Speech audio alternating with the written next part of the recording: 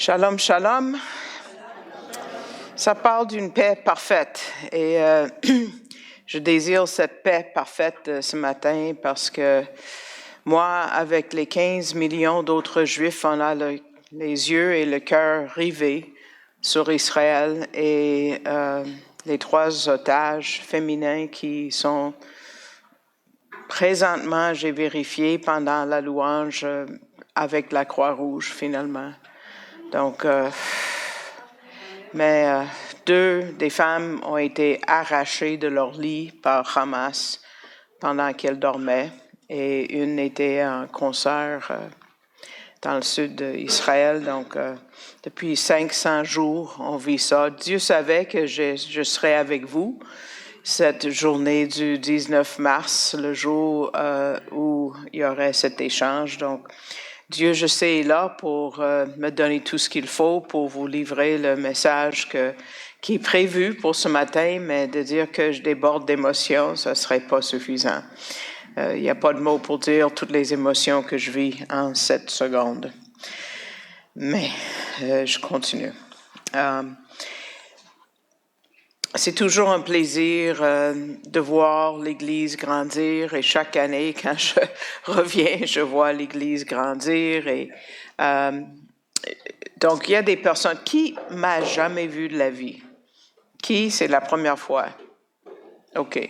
Pas beaucoup, un petit peu. Je suis américaine de naissance, je suis canadienne par choix. Et puis,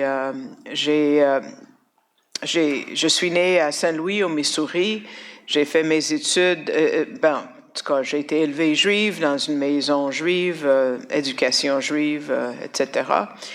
J'attendais le Messie, mais il venait pas selon les normes que les Juifs s'étaient mis, c'est-à-dire qu'ils mettraient de la paix sur toute la planète tout de suite. Ils comprennent pas que le Messie devait mourir avant. Et puis, c'était à 17 ans, à l'âge de 17 ans, après 4 ans de recherche, que j'ai reçu cette expiation pour mes péchés personnels. Et je peux dire avec beaucoup de joie que le premier soir de la Pâque juive cette année, le 12 avril, va faire précisément 50 ans. Donc, c'est mon anniversaire jubilé, si vous voulez, où je jubile de la fidélité de Dieu à travers ces 50 ans. C'est pas centré autour de moi, mais autour de lui, puis tout ce qu'il a fait pour moi.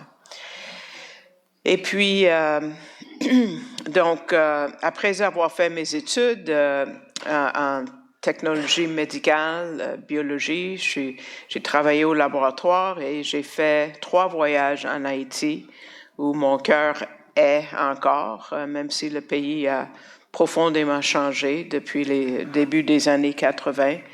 Quand Jean-Claude Duvalier était au pouvoir, ça me fait toujours un grand plaisir de voir les Haïtiens au culte parce que, en tout cas, ça va toujours faire partie de moi, Haïti. Puis, pourquoi est-ce que j'aime aller à Hawaï des fois? C'est parce que ça me rappelle Haïti. C'est pas parce que Hawaï, les plages et tout, non. Parce que ça me rappelle mon premier amour, qui est Haïti. Donc, un gros bonjour à ceux qui viennent de ce pays spécial dans mon cœur. Je suis venue en Sibérie, je veux dire Québec. Uniquement pour apprendre le français à l'Université Laval pour retourner vivre en Haïti jusqu'à la fin de mes jours. C'était mon seul désir. Et puis, Dieu avait d'autres désirs et les a fait connaître. Et ce mois-ci, ça fait 38 ans que je suis prise dans la neige ici. Et puis, Dieu avait d'autres plans. Haïti, c'était la pauvreté physique. Mais ici, au Québec, c'est la pauvreté spirituelle. Et comment? Lequel est plus gros, je ne peux pas dire. Mais donc, Dieu m'a dirigé de rester au Québec au lieu de retourner à mon amour Haïti. Et puis, je suis avec les ministères Ariel depuis 20 ans maintenant. Et puis, j'ai vécu ici à Québec 21 ans. Donc, quand je voyais le fleuve, les montagnes à partir du condo de Éric et Viviane ce matin, Québec me manque. Parce que quand je suis à Montréal, l'église où je vais, Beth-Ariel, c'est messianique. La dernière fois qu'on a fait le décompte, avant la COVID, c'est toujours avant ou après, hein, on avait 44 cultures, dont les Haïtiens aussi, merveilleux, mais ça goûte pas la même chose que Québec, la ville de Québec pour moi. Quand j'ai regardé par la fenêtre, j'ai dit, là je me sens au Québec. Là, je regarde le fleuve, je regarde les flots, je regarde la rive nord. Là, je suis au Québec. Pas à Québec, au Québec. Je sais c'est quoi la différence. Parce que quand je suis à Montréal, je ne me sens pas au Québec. Je me sens dans le monde entier. Mais pourquoi est-ce que vous avez grandi? Je vais vous dire, vous me soutenez fidèlement, régulièrement, depuis je ne sais pas combien d'années. Chaque Église qui me soutient régulièrement a grossi. Ça, c'est l'Alliance abrahamique. Parlez-en aux anciens si vous ne connaissez pas l'Alliance abrahamique. Je ne l'ai pas en français comme littérature gratuite à vous donner, mais c'est ça que Dieu a promis, que Dieu bénirait ceux qui bénissent Israël. Et je vois l'évidence. Vous êtes vraiment, vous grandissez beaucoup, puis ça me fait de la joie. Dans chacune des églises qui me soutient, c'est le même phénomène. Est-ce que c'est un hasard? Pas en tout. Pour ceux de la France, désolé. Bon. Le ministère grandit, le ministère Ariel, c'est pour l'évangélisation des Juifs et des non-Juifs, et aussi pour partager l'enseignement de la Bible d'un contexte juif. Comme vous allez voir ce matin, ce message a été écrit par M. Jacques-Isaac Gabizon, qui vient du Maroc et qui est au Québec depuis une cinquantaine d'années, et puis qui a livré ce message juste avant le jour de l'an. Et puis, quand je l'ai entendu, c'était clair que c'est ça que je voulais vous apporter, sans savoir que l'unité était un sujet de concentration pour vous ici. Donc, Dieu a mis ça ensemble pour que je vous le partage. Mais je vais vous parler du ministère après. Et puis, on va regarder à une place importante dans la Bible. Je vous invite à ouvrir vos Bibles. J'espère qu'il y en a qui ont ouvert leur Bible, qui ont pris leur Bible, mais à l'Évangile de Jean, chapitre 17. En anglais, ça marche un peu différemment, dans le sens que quand on a le Notre Père, cette prière qu'on appelle le Notre Père, en anglais, on dit que c'est la prière du Seigneur, the Lord's Prayer. Mais quand on arrive à Jean 17, qui est la prière sacerdotale, qu'on peut dire, M. Gabizon dit « That's the Lord's Prayer ». Voilà la prière du Seigneur. Parce que c'est le Notre Père, c'est un modèle pour nous à utiliser pour prier. Mais en Jean 17, Jésus priait. Donc, c'est pas Notre Père, mais c'est, en tout cas, ça ne marche pas en français tout à fait. Mais c'est un moment éternel, si vous voulez, qu'on voit en Jean 17. On sait qu'il y a beaucoup qui est écrit. Tout ce qui a été écrit, c'est pour notre bénéfice. Ça ne s'applique pas à nous directement à chaque verset, mais on peut apprendre de chaque verset. Le nom pour Jean, en hébreu, c'est Yochanan. Yochanan, le mot chan, c'est le mot pour grâce. Donc, ça nous amène d'une grâce à l'autre dans ce chapitre. Et puis, c'est la prière du Fils de Dieu au Père. Et il priait tout haut.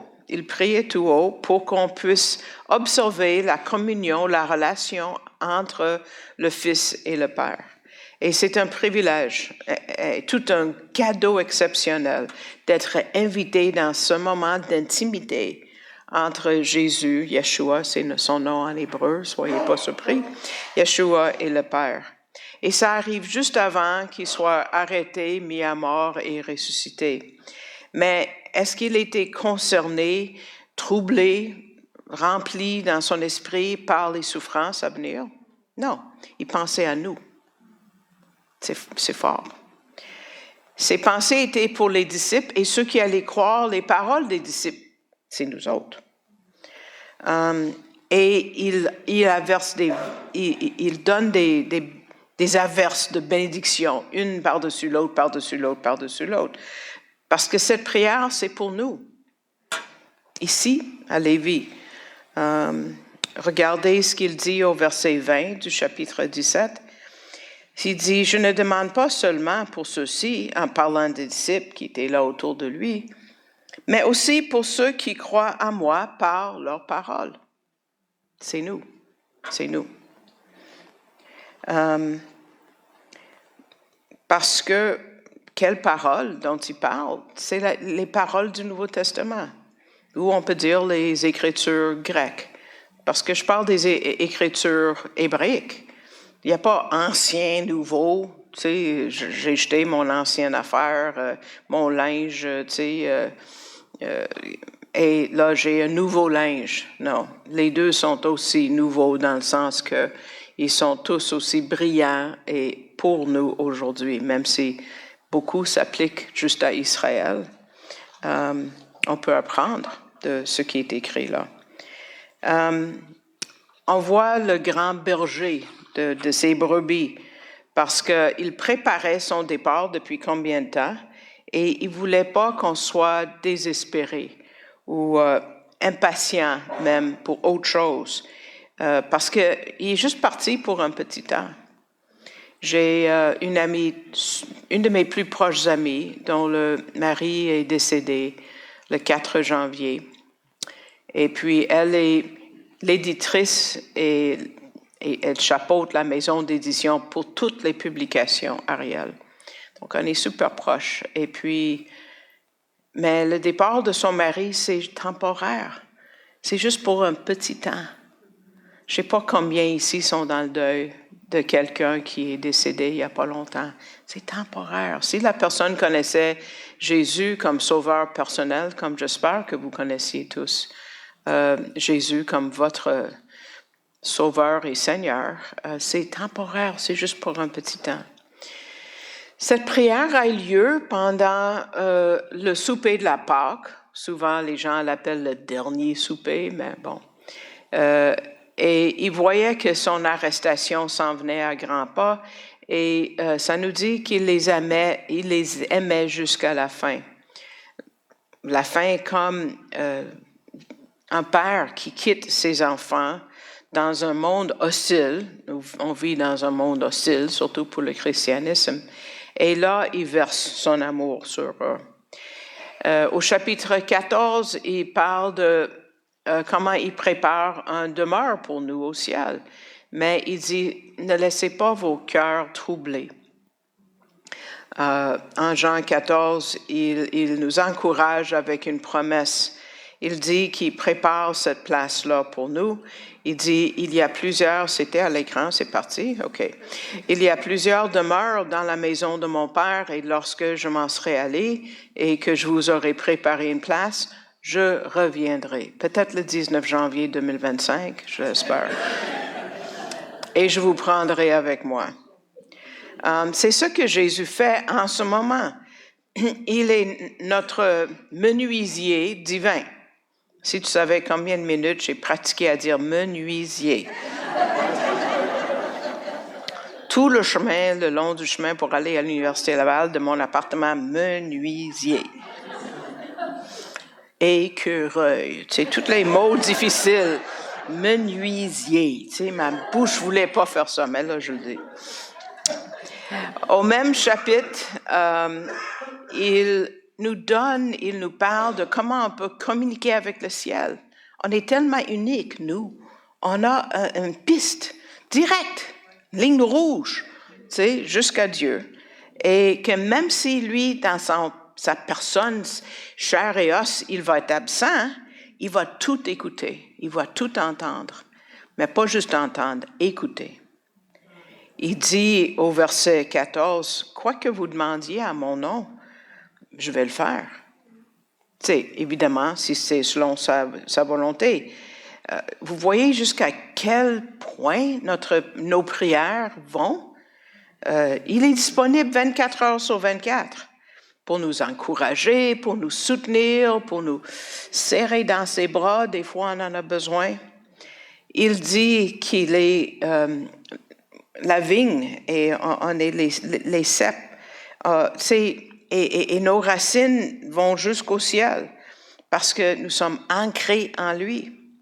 Et il nous encourage de lui parler dans le verset 7, où ça dit, si vous restez, on va afficher le verset 7 de Jean 17, « Si vous demeurez en moi et que mes paroles demeurent en vous, demandez ce que vous voudrez et cela vous sera accordé. » Au chapitre 16, il nous rappelle que oui, il va être loin, mais spirituellement, il est avec nous. Saviez-vous que vous êtes habités par pas juste le Saint-Esprit, mais et le Père et le Fils? Ça, c'est pas le sujet de ce message, mais c'est vrai pareil. Verset 13 qu'on va afficher dit, « Quand le Consolateur sera venu, l'Esprit de vérité, il vous conduira dans toute la vérité. » On sait qu'on est scellé en permanence, on ne peut jamais échapper ça, là. C'est en permanence qu'on est scellé par le Saint-Esprit, mais Jésus, le Fils, nous habite et le Père. C'est toute la force de la Trinité qui nous habite. Après ces chapitres qui préparent, chapitre 17, il nous embarque dans un... Et là, j'ai dû demander à Google Translate de me donner une bonne traduction. Un voyage spirituel, interstellaire et intemporel. Ça, c'est pas mes mots à moi. Interstellaire. OK. Et ici, c'est le boucle du cadeau. La touche d'une grande démonstration de l'amour. Ça prend 5 minutes environ pour lire tous les versets de Jean 17. Et à la surface, même un enfant peut tout comprendre. Mais ça contient des vérités profondes et on va les garder aujourd'hui. À un moment donné, ces paroles transcendent littéralement le temps et l'espace. Parce qu'il parle comme s'il était déjà mort et déjà ressuscité.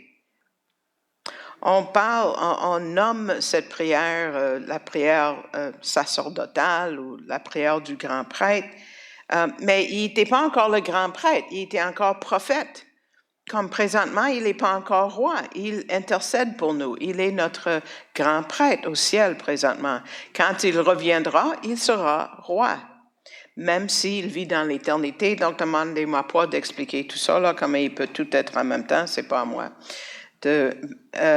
Mais on voit que c'est une prière divine, parce qu'il est omniscient et omniprésent. Et puis, au verset 5, il parle de avant la création du monde. Donc, on parle de quelque chose d'éternel. Verset 5, il dit, « Maintenant, Père », et on va voir quel mot revient beaucoup dans ce chapitre, c'est « gloire ». Gloire, gloire, gloire. On va parler de gloire et de unité ce matin. Donc, gardez ces deux mots dans vos têtes. « Maintenant, Père, glorifie-moi avec toi, avec la gloire que j'avais avec toi avant que le monde fût. » Comment c'était avant la création? On ne le sait pas. C'est un des rares versets qui nous projette jusque dans l'éternité passée, où Jean avait déjà dit « la parole était avec Dieu et la parole était Dieu ». On ne peut pas tout saisir. Et au verset 8, il donne une autre image de l'au-delà. Au verset 8, il dit « En vérité, ils ont compris que je suis sorti de toi et qu'ils ont cru que tu m'as envoyé. » Qu'est-ce que ça veut dire que Jésus est venu du Père? Jésus n'était pas créé, il est le Créateur. Rien n'a été créé sans lui. Et s'il est sorti de Dieu, ça veut dire qu'il est Dieu. Mais comment ça? Rappelons-nous les paroles de Paul en 1 Corinthiens 4, 6. 1 Corinthiens 4, 6, on va l'afficher. Et que vous appreniez par nous à ne pas aller au-delà de ce qu'il est écrit. Ça, c'est tellement important pour 2025. Misère, depuis la COVID, les gens fouillent avec leur nez dans toutes sortes de sites web qui disent n'importe quoi.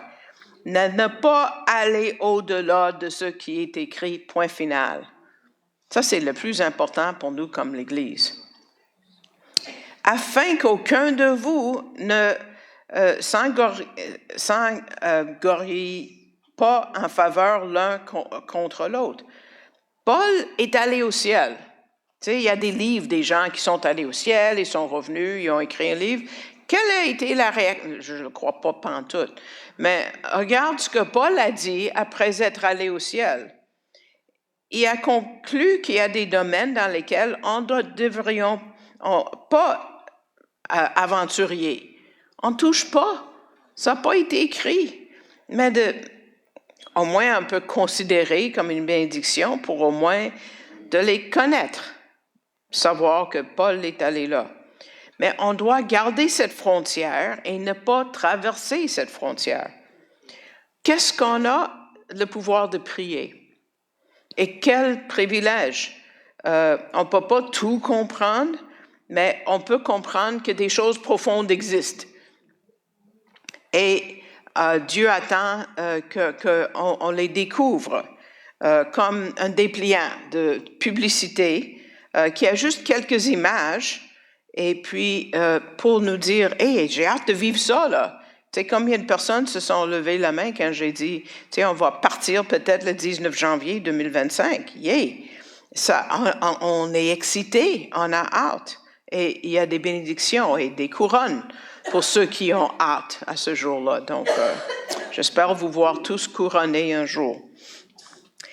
Et c'est notre prière, la prière de M. Gabizon qui a écrit ça, que ce chapitre va nous bénir pour que notre foi grandisse et que nous produisions du fruit pour l'année qui vient. Regardons les 5 premiers versets du chapitre 17. Et il a levé, Jésus dit ces choses et leva ses yeux au ciel et dit, Père, l'heure est venue, glorifie ton Fils, afin que ton Fils le glorifie. Et verset 2, comme tu lui as donné autorité sur toute chair, afin que quant à tout ce que tu lui as donné, il leur donne la vie éternelle. Et c'est ici la vie éternelle, qu'ils te connaissent, seul vrai Dieu, et celui que tu as envoyé, Jésus-Christ. Moi, je t'ai glorifié sur la terre. J'ai achevé l'œuvre que tu m'as donnée à faire.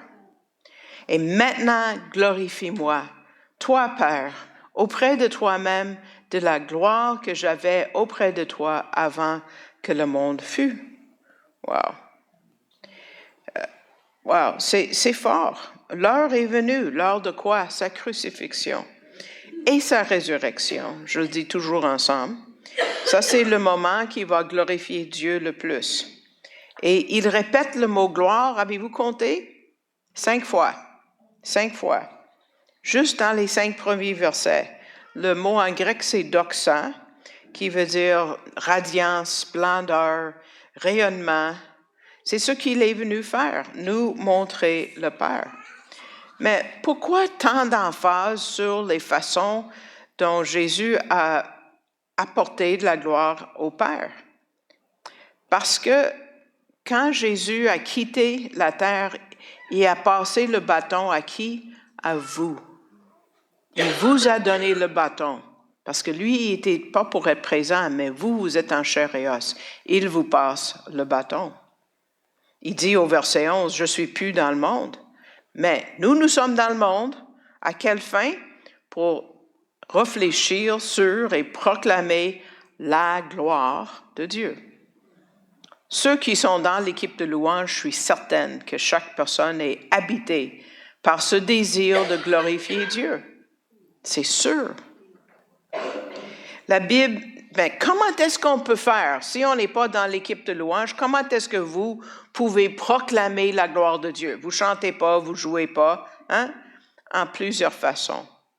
Il y a un monsieur Fitzmyer qui a dit, en fait, dans tout ce que nous faisons, car il est dit que toute activité du croyant doit être menée pour la gloire de Dieu.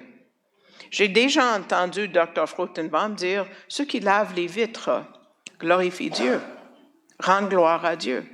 Pas besoin de prêcher ou de jouer ou chanter. Vous lavez les vitres, vous passez l'aspirateur avec le but que c'est fait pour Dieu. Vous glorifiez Dieu, vous lui rendez gloire. Imaginez le nombre de fois que vous pouvez faire ça juste en une journée. Un autre monsieur, M. Orr, a dit « Il est considéré comme la pierre de touche de toute action biblique. » Parce que la gloire de Dieu, c'est l'ensemble de tous ses attributs, sa grâce, sa vérité, sa bonté, sa miséricorde, sa justice, il y en a plein. On serait ici toute la matinée. C'est une mission énorme qui nous a été confiée quand Jésus nous a passé le bâton. Un des exemples se trouve en 1 Corinthiens 10, verset 31. Par conséquent, que vous mangiez ou buviez, ou quoi que vous fassiez, faites tout pour la gloire de Dieu. Voilà. Nos paroles. Quand je prie souvent, je vais prier que Dieu transforme mes pensées, mes paroles et mes actes, mes actions. Tout. Parce que Dieu nous regarde et qui d'autre nous surveille? La Bible nous dit, les anges nous surveillent. Ils rendent gloire à Dieu. Kadosh, comme on a chanté. Ils rendent gloire à Dieu en nous voyant en train de rendre gloire à Dieu. On dit que le but principal et le plus élevé de l'homme est de glorifier Dieu et de jouir de lui pour toujours. Quelqu'un a écrit ça, je ne sais pas qui. Mais souvent, les Écritures relient la gloire de Dieu avec la sainteté. Kadosh, c'est ce qu'on a chanté. On donne gloire à Dieu quand nous confessons nos péchés. Avez-vous déjà pensé qu'en faisant, tu sais, dans le catholicisme, tu sais, il parle de la confesse et tout ça, là, OK? En confessant nos péchés, on donne gloire à Dieu. Mais Seigneur, je te donne une liste de mes saletés. Hein? Comment ça rend gloire à Dieu?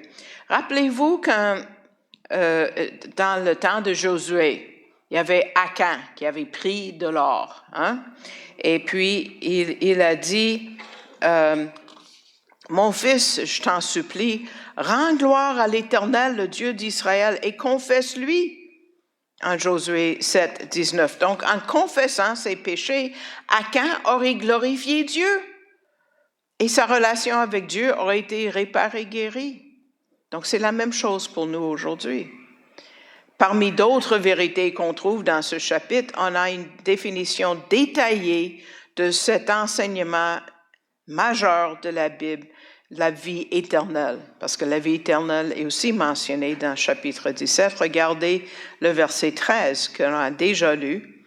C'est la vie éternelle afin qu'ils te connaissent, toi, le seul vrai Dieu, et Jésus-Christ que tu as envoyé. Quand on a la vie éternelle, on connaît Jésus, on connaît Yeshua. Simple, n'est-ce pas? Pour être sauvé, pour connaître Dieu, et le mot grec pour de savoir ou connaître, je ne sais pas lequel, ça doit être savoir, demande beaucoup plus que juste une connaissance simple. Il faut qu'on fasse des recherches. Il faut avoir de la compréhension. Ça implique l'idée d'une compréhension intelligente. Le mot ginosko en grec, il y a une idée d'une progression en connaissant Dieu et d'avoir de plus en plus d'affection pour Dieu. Connaître Jésus, c'est de vivre selon ses préceptes et constamment de grandir dans la connaissance de Dieu et de faire des changements nécessaires dans nos vies. Tu sais, je ne suis pas parfaite aujourd'hui, vous non plus. C'est pas ça le but La maturité, c'est pas notre job de me rendre parfait. Non, mais je dois me relever plus vite, aller à Dieu et me faire nettoyer. Connaître que Dieu existe, j'ai vécu en Haïti, là, même les démons savent que Jésus est Seigneur. Hein? Ils savent qui est Jésus, donc trompons-nous pas. Mais il faut vivre selon ce que Jésus a dit, de vivre selon sa vie. Les démons savent qui est Jésus, puis tremblent. Hein? Il faut qu'on accepte de faire des changements dans nos vies en progressant. Même s'il parle du salut beaucoup dans ce chapitre, il parle de la façon de sanctification. Comment est-ce que je définis le mot sanctification pour les enfants? Et là, je vais utiliser un anglicisme, je vous avertis, je suis au Québec. J'ai dit aux enfants, la sanctification, c'est que Dieu se rende shiny pour Jésus, là. Il veut nous rendre luisants. Ça frotte. Ça frotte. Hein? Mais c'est ça la sanctification. Et comment être sanctifié?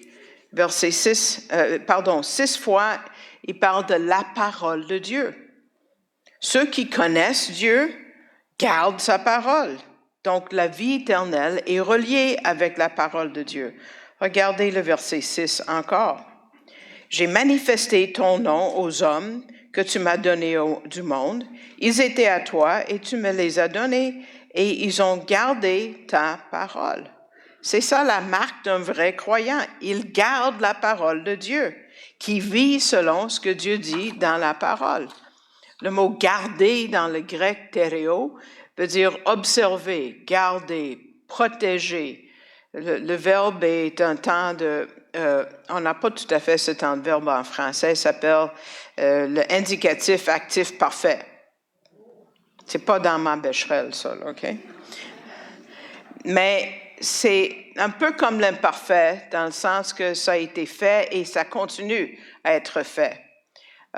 Et jusqu'à la fin. Parce que quand est-ce qu'on finit de connaître Dieu? C'est pas ici-bas. C'est éternel. Donc, on a la définition de la vie éternelle quand on a un processus pour obtenir ce don du salut. Essayez de comprendre le processus au verset 8. Jésus dit, « Car je leur ai donné les paroles que tu m'as données et ils les ont reçues. Ils ont vraiment connu que je suis sorti auprès de toi et ils ont cru que tu m'as envoyé. » Tu vois la procédure? Garde le verset là. La procédure, c'est qu'on reçoit la parole, on le comprend et on finit par le croire. Parce que j'ai compris que Jésus était le Messie. Je peux vous dire le jour que j'ai compris. Est-ce que je l'ai reçu ce jour-là? Non, 8 jours plus tard. Là, je l'ai reçu. Comprendre, c'est pas assez. C'est pas assez. Il faut laisser l'Esprit de Dieu travailler en nous. Et là, on peut comprendre et recevoir que la parole est divinement inspirée, qu'elle est pure, sans erreur. Ça vient par la foi et à travers la lecture quotidienne de la parole. Si on met ces 3 versets ensemble, on peut voir un enseignement par rapport au salut. D'abord, on reconnaît le Messie comme étant la seule façon d'aller à Dieu. Sans le Messie, oublie ça. En Israël, ceux qui sont relâchés, je ne sais pas s'il y a un seul qui connaît ça. Ils ne sont pas garantis le salut par le fait qu'ils sont juifs. Pas du tout. Pas du tout. Il faut connaître le Messie, reconnaître. Et le salut vient de connaître Dieu par Jésus. Là, la vie éternelle est donnée. Et ensuite, Dieu met beaucoup d'emphase sur la parole parce qu'il prie en verset 17. « Sanctifie-les par la vérité, ta parole est la vérité. » Donc, la parole de Dieu, qui est vérité, nous nettoie, nous purifie, nous sanctifie et nous prépare pour servir Dieu ici, mais aussi pour le ciel. Parce qu'on reçoit le salut quand on reconnaît que Jésus est le Messie, mais ça n'arrête pas là. C'est le début d'une grande vie de découverte ou de rajeunissement. Oui, nous rajeunissons dans la parole. Yeah! Spirituellement, ce qui est compris. OK, c'est ce qui compte.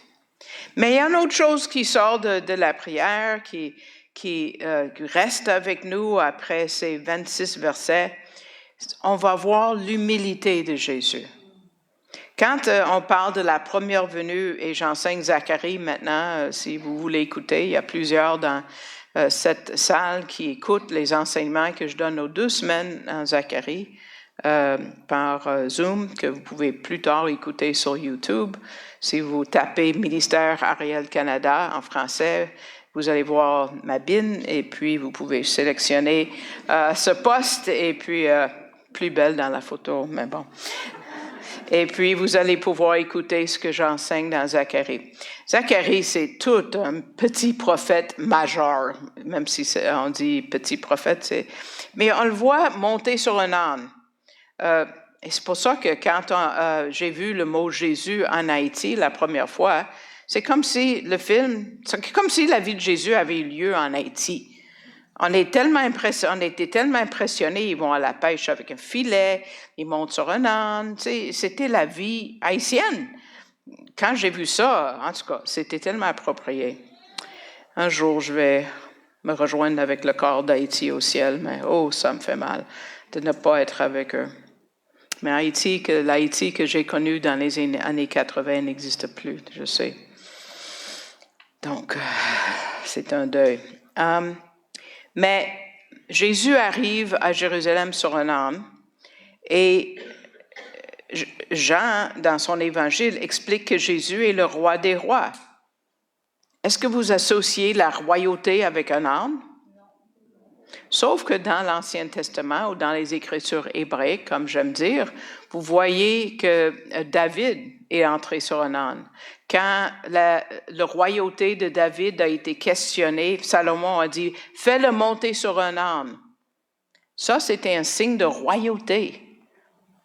En Haïti, ils ne savent pas ça, je suis sûre, ni ici.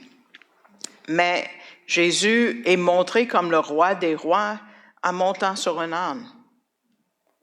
Et il est tellement soumis au Père. À travers ce chapitre, il y a une phrase qui revient souvent, c'est que vous m'avez donné, ou que tu m'as donné, pardon, j'ai vérifié. Est-ce que Jésus vous voit le Père ou est-ce qu'il tutoie le Père?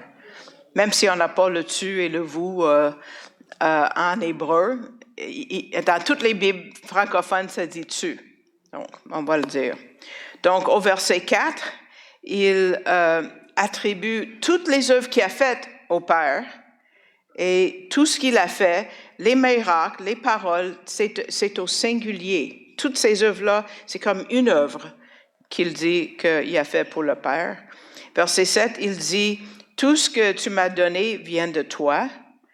En verset 22, il parle de la gloire que le Père lui a donnée. Et en verset 24, de tous les croyants que le Père lui avait donnés. Mais c'est lui qui, au chapitre 1 de Jean, est le Créateur, celui qui a donné la vie. Thomas a dit « Mon Seigneur et mon Dieu ». C'est lui que nous adorons. Et cette unité avec le Père est soulignée dans cette prière. Regardons le verset 11 et 12, parce qu'il dit qu'il porte le nom de Dieu le Père. Verset 11, il parle du nom que tu m'as donné. Est-ce qu'il y a quelqu'un ici qui a le nom du Père? Wow, non. Personne ne peut dire qu'il est Dieu, sauf le Fils de Dieu, qui est issu du Père. Donc, il y a une leçon d'humilité ici. Si lui, qui est divin, existe depuis l'éternité passée, a parlé, a agi comme ça, combien plus forte raison nous devrions agir comme ça? Parce que, encore, comme j'ai dit au tout début, il est soucieux de notre bien-être quand il part pour souffrir d'une façon qu'on ne peut pas décrire. Mais il y a une autre idée soulignée dans cette prière qui est associée avec l'humilité, et là on arrive au deuxième plus gros, l'unité. L'unité dans le corps du Messie. Il désire tellement ça. Une unité qui décrit Dieu lui-même. Parce que Dieu est une unité de trois. Verset 24, il dit, « Père, je veux, quant à ce que tu m'as donné, que là où moi je suis, ils y soient aussi avec moi, afin qu'ils voient ma gloire que tu m'as donnée, car tu m'as aimé avant la fondation du monde. » Il relie la gloire de Dieu avec l'amour et l'unité qui existent à l'intérieur de les trois. Parce que Dieu existe en communauté de trois. Essaye d'expliquer ça à un juif qui ne saisit pas qu'il y a juste un Dieu, puis il y a trois, mais il y a un, mais oh boy, c'est compliqué. Mais voyez comment il relie la gloire de Dieu avec l'amour et l'unité qu'il y a à l'intérieur de cette Trinité. Leur gloire, leur unité est comme immergée dans l'amour. L'amour est la colle de la triunité de Dieu, qui est réfléchie dans la gloire, parce que l'amour demande qu'on partage à l'intérieur de cette unité. M. Gabizon dit peut-être c'est une des facettes de ce grand mystère de la Trinité. Et le plus qu'on apprend sur ce lien qui est l'amour, la colle, c'est ce qu'on doit vivre les uns avec les autres, ici, l'amour. Les derniers mots de sa prière, c'est que cet amour soit entre nous. Verset 26. Et je leur ai fait connaître ton nom, et je leur ferai connaître, afin que l'amour dont tu m'as donné soit en eux, et moi en eux. Tu vois, Jésus est en toi? C'était juste en passant. C'est son désir pour nous aujourd'hui d'aimer les uns les autres. Dieu est amour, et être comme Dieu, c'est de vivre d'une vie pieuse, c'est d'aimer comme Jésus nous aime. On vit dans ce monde, et s'il y a quelque chose que l'ennemi veut, c'est de casser ça. Interrompre ça dans nos relations, même entre un mari et sa femme et son épouse. Les liens les plus proches, l'ennemi essaie de rompre ça. C'est pour ça qu'il prie au verset 21 à 23, afin que tous soient un. Comme toi, Père, tu es en moi. Donc, si le Père est en Jésus, Jésus est en nous. Vous voyez qu'on a trois en nous. Et comme je suis en toi, afin qu'eux aussi soient un en nous, pour que le monde croie que tu m'as envoyé. Je leur ai donné à la Sème de Lévi la gloire que Dieu a donnée à Jésus. Vous rendez-vous compte ce qui vit en vous, afin qu'il soit un, comme nous sommes un. Wow! Et moi, en eux, ça continue, complexe. Moi, en eux, et toi, en moi, afin qu'ils soient parfaitement un, et que le monde connaisse que tu m'as envoyé et que tu les as aimés comme tu m'as aimé. Dieu vous aime comme le Père aimait Jésus. Est-ce que vous le recevez? Cet amour, il faut le recevoir. Parce que c'est non mérité, exact. C'est fort. Quel argument pour l'unité dans l'Église, dans le corps du Messie. Il y a des gens qui peut-être ici qui vont à d'autres assemblées, c'est correct. On est un corps en Christ. Juifs et non-juifs. Un. Des égaux. Jésus prie que nous ayons cette unité comme existe dans la Trinité. C'est soudé par l'amour, c'est ça la colle. Et ça devient notre modèle pour nous les croyants. Les trois sont égaux, mais chacun a une fonction différente. la même chose dans la congrégation de Dieu. Chacun de vous a une œuvre, un ministère. On a une fonction différente. Mais il dit qu'ils soient tous un. Comme toi, Père, tu es à moi et moi à toi. Qu'ils soient tous un, comme nous sommes un. C'est pour ça que, en tout cas, c'est très important, la communauté divine. Afin que tout soit un, comme toi, Père, tu es à moi et moi en toi, qu'il soit un, tout comme nous sommes un, moi à un. Est-ce que je vous ai perdu? J'imagine. OK. Retournons à quelque chose de concret, le tabernacle de Dieu. C'est une copie de ce qu'il y a au ciel. N'oublie pas. Tu sais, les instructions, je suis là-dedans en Exode maintenant, toutes les instructions, comment construire tout. C'est une copie de ce qu'il y a déjà au ciel. Et ici, nous sommes une copie de l'unité de la Trinité. Vous rendez-vous compte? Vous êtes une copie de l'unité de la Trinité dans cette Église, dans le corps du Messie. C'est ce que le monde va reconnaître et le résultat, c'est que le monde va le connaître. C'est pas peu de faire partie de la famille de Dieu. C'est pas peu du tout. Il veut qu'on sache que ses valeurs à lui sont différentes que les valeurs du monde.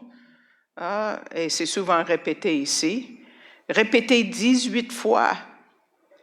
Jésus dit que nous sommes donnés pour sortir du monde, verset 6, que tu m'as donné du monde.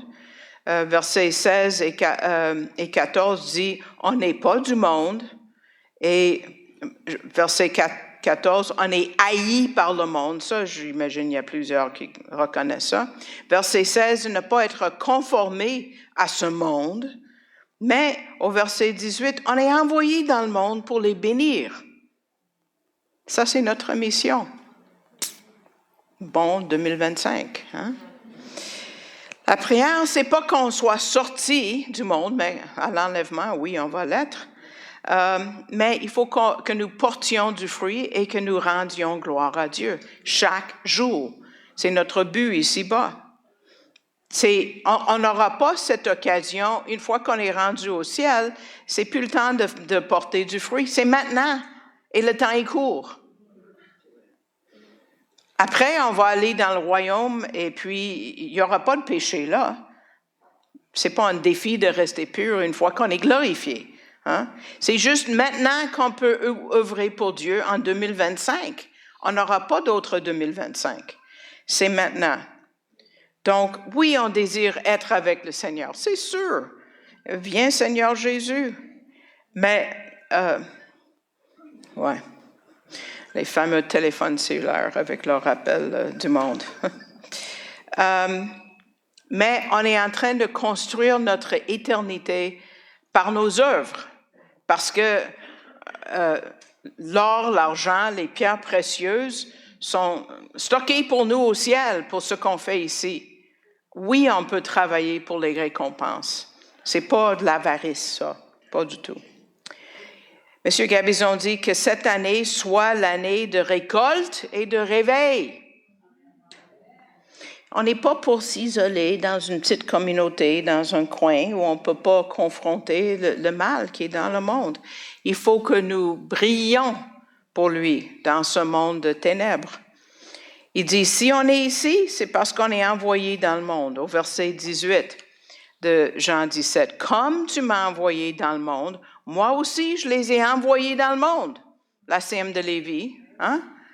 Le mot pour envoyer en grec, c'est apostello. On a le mot apôtre, vous le reconnaissez. On est envoyé. On a tous une mission à faire, tous. Même si vous êtes malade et vous priez à partir de chez vous, de votre lit, parce que c'est tout ce que vous pouvez faire, c'est énorme ce que Pierre peut faire au Centre François Charon. Il peut être un témoignage au Centre François Charon. Il peut briller, il peut prier. Il y a plein d'affaires pour lui au Centre François Charon et je loue Dieu qu'il soit là parce que je sais à quel point c'est une institution de réputation. Je suis vraiment contente. Et je suis ces nouvelles parce qu'on avait du contact chaque fois que je venais ici.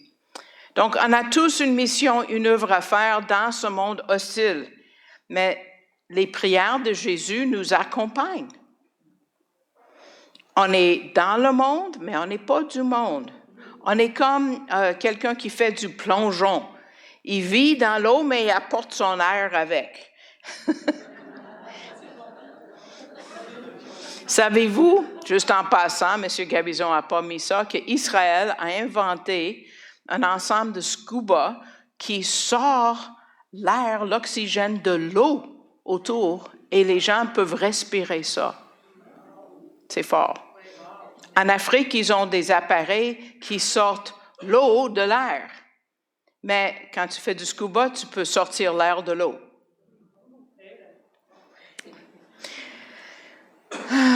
On est censé être une bénédiction pour le monde. Bon.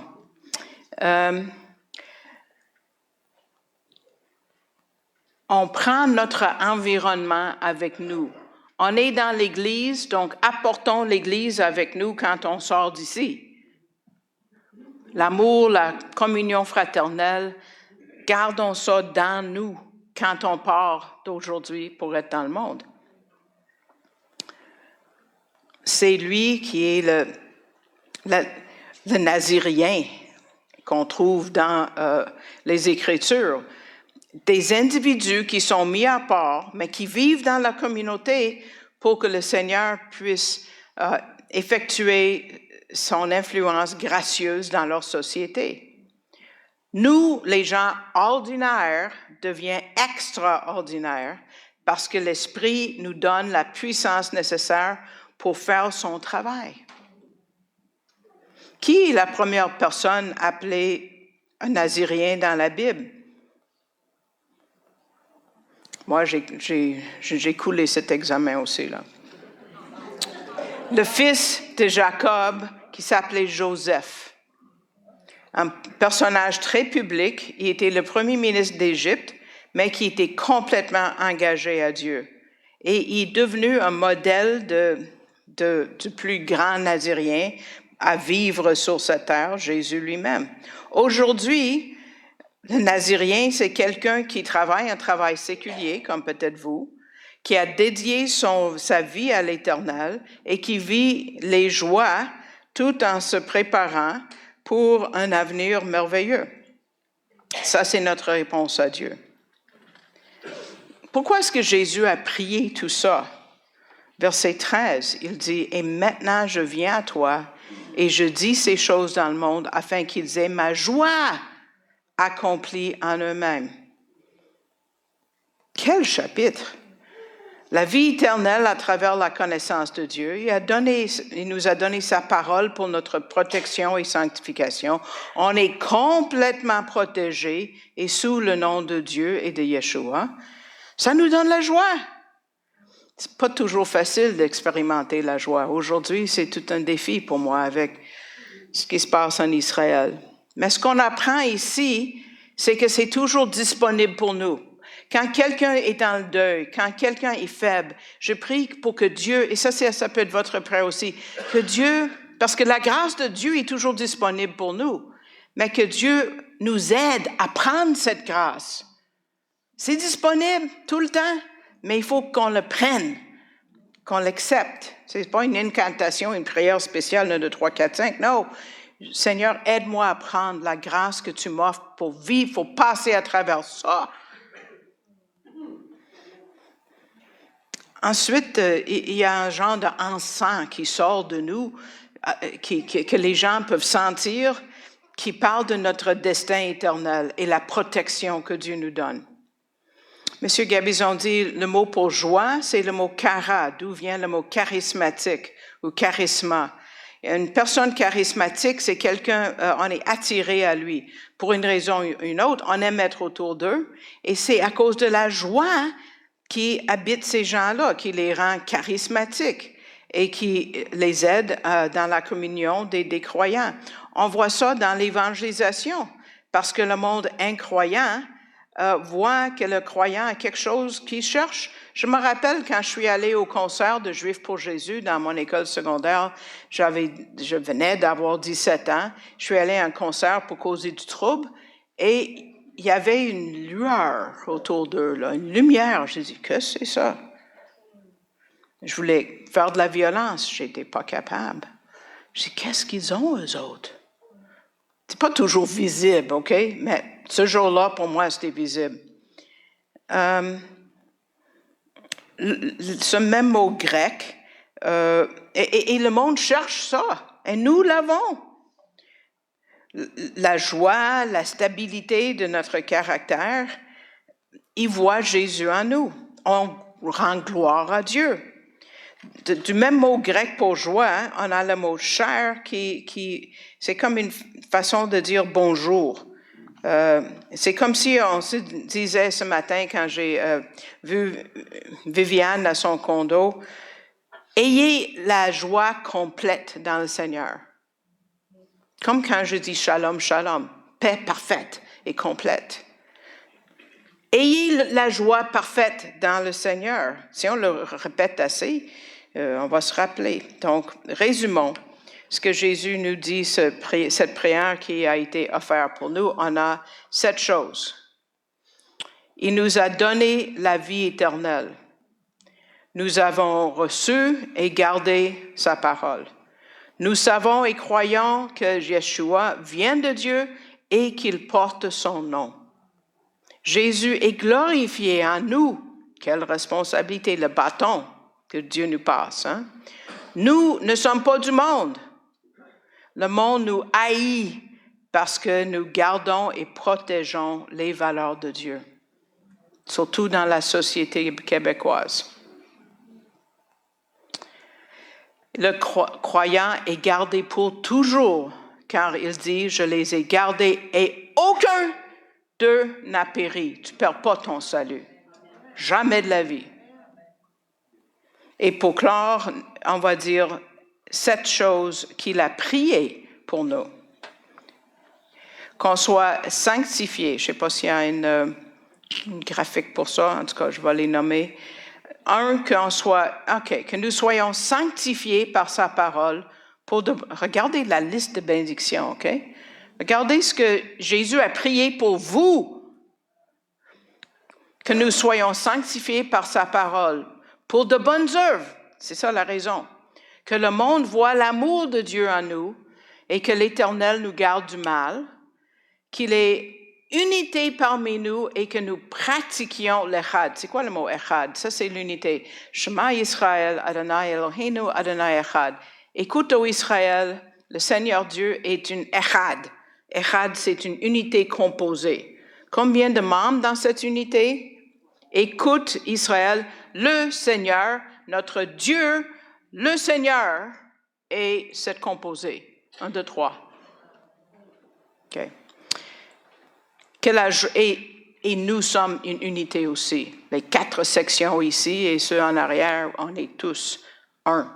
Que la joie de Yeshua nous remplisse tout le temps. Ça, c'est le défi. Donne-moi la grâce, Seigneur, pour le recevoir. Je sais que mon ami Doris peut me dire le nombre de fois qu'elle a prié ça pour moi. Que nous serions bientôt réunis avec lui, peut-être aujourd'hui le 19. Et bientôt nous verrons sa gloire. Donc c'est le sprint final, mes amis, let's go!